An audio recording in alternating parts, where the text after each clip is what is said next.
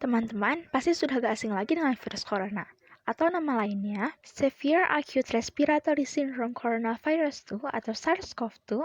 Virus ini yang mengakibatkan penyakit coronavirus disease atau COVID-19, penyakit yang sedang mewabah di seluruh dunia, termasuk Indonesia. Menilai ke belakang, awal munculnya COVID-19 udah gak asing di telinga kita. Negara yang pertama kali melaporkan kasus COVID-19 adalah China. Infeksi itu terdeteksi di kota Wuhan, Provinsi Hubei. Beberapa pasiennya merupakan pedagang yang beroperasi di pasar ikan Huanan. Ada dugaan kalau virus corona awalnya ditularkan dari hewan ke manusia. Namun, kemudian diketahui bahwa virus corona juga menular dari manusia ke manusia. Akibat wabah ini, dilakukan kebijakan lockdown atau karantina pertama kali di kota Wuhan.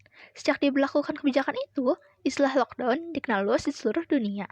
Di Indonesia sendiri, ada kebijakan pembatasan sosial berskala besar atau PSBB untuk menekan penyebaran virus corona. Coronavirus adalah kumpulan virus yang bisa menginfeksi sistem pernapasan. Pada beberapa kasus, virus ini hanya menyebabkan infeksi pernapasan ringan, seperti flu. Namun pada kasus yang parah, infeksi virus corona bisa menyebabkan beberapa komplikasi. Wah, bahaya sekali kan, teman-teman? COVID-19 dapat menginfeksi siapa saja, tetapi efeknya akan lebih berbahaya atau bahkan fatal bila terjadi pada orang lanjut usia, ibu hamil, orang yang memiliki penyakit tertentu, perokok, atau orang yang daya tahan tubuhnya lemah, misalnya pada penderita kanker.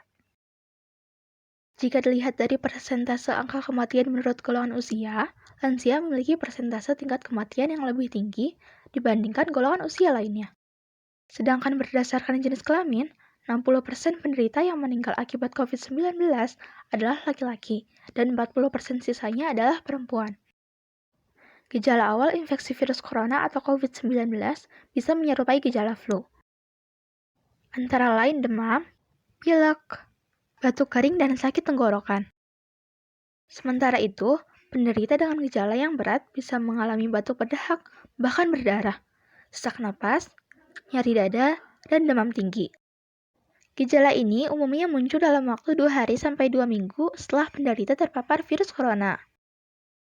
Seseorang dapat tertular COVID-19 melalui berbagai cara.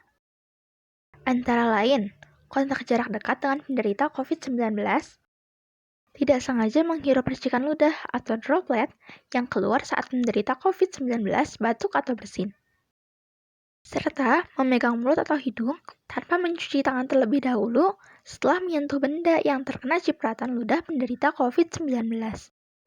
Virus corona ini sangat mudah menular, jadi teman-teman harus waspada. Bila teman-teman mengalami gejala seperti yang telah disebutkan, teman-teman bisa melakukan isolasi mandiri. Untuk memastikannya, teman-teman bisa melakukan salah satu dari beberapa pemeriksaan.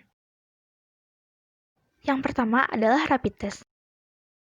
Rapid test digunakan untuk mendeteksi antibodi untuk melawan virus corona. Yang kedua, ada swab test atau tes PCR untuk mendeteksi virus corona di dalam dahak.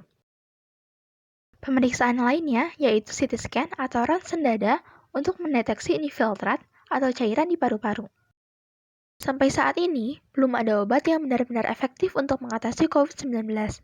Cara pencegahan terbaik yang bisa teman-teman lakukan adalah dengan menghindari faktor-faktor penyebab virus ini.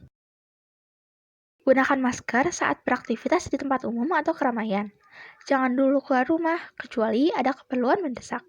Jangan menyentuh mata, mulut, dan hidung sebelum mencuci tangan. Terapkan physical distancing, yaitu menjaga jarak minimal 1 meter dari orang lain.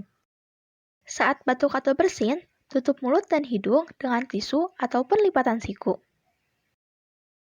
Jaga kebersihan benda yang sering disentuh dan kebersihan lingkungan, terutama lingkungan rumah sendiri. Jangan lupa untuk rutin mencuci tangan dengan air dan sabun atau hand sanitizer yang mengandung alkohol. Nah, berikut itu penjelasan kami tentang COVID-19. Bagaimana pendapat teman-teman? Jangan lupa diterapkan ya. Stay safe dan di rumah aja.